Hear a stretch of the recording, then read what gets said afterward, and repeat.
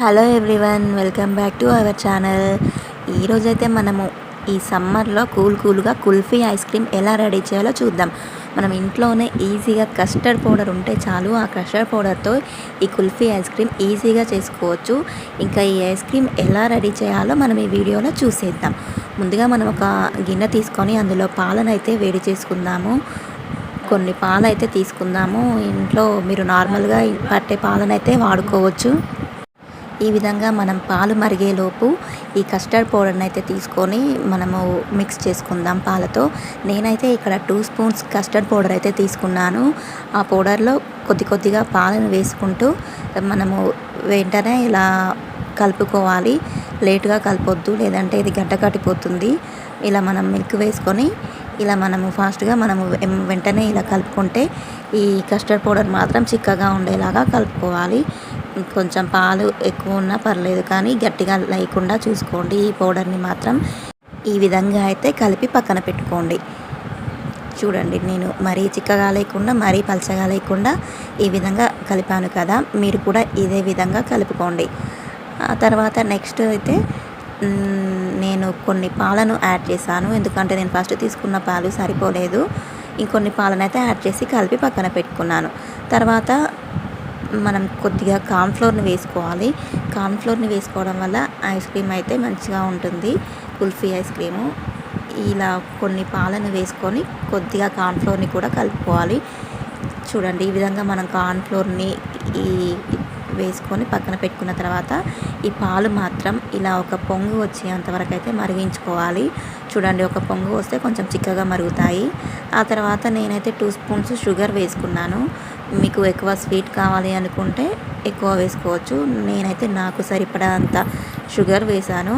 తర్వాత ఇందులో నేను ఈ కార్న్ఫ్లోర్ ఉంది కదా, ఆ కార్న్ఫ్లోర్ని అయితే ఈ పాలు వేసి కలుపుకొని పక్కన పెట్టుకున్నాం కదా, దాన్ని మనం ఈ మరుగుతున్న పాలలో అయితే వేసి కలుపుకోవాలి.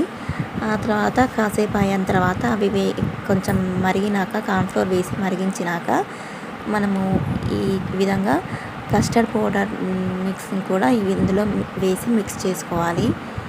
చూడండి, ఈ విధంగా మనం కస్టర్డ్ పౌడర్ అంతా వేసుకొని ఈ పాలల్లో మిక్స్ చేసుకోవాలి.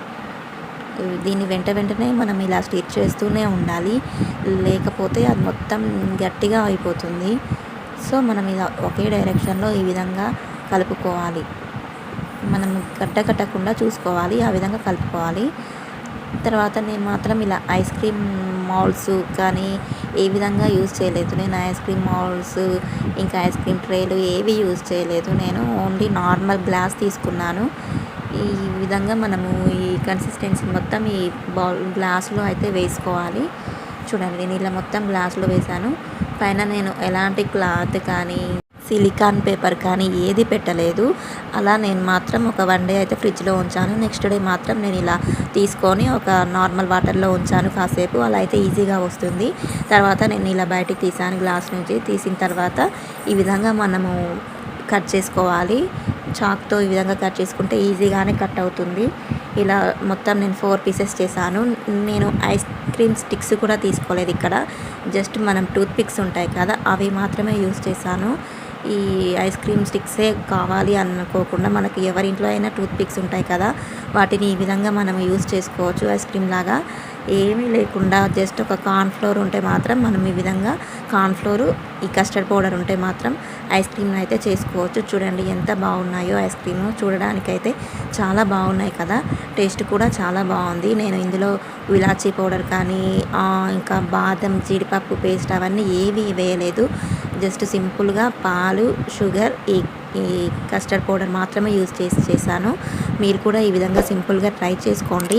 మా వీడియో మీకు నచ్చిందని అనుకుంటున్నాను. నచ్చితే please do like, share and subscribe.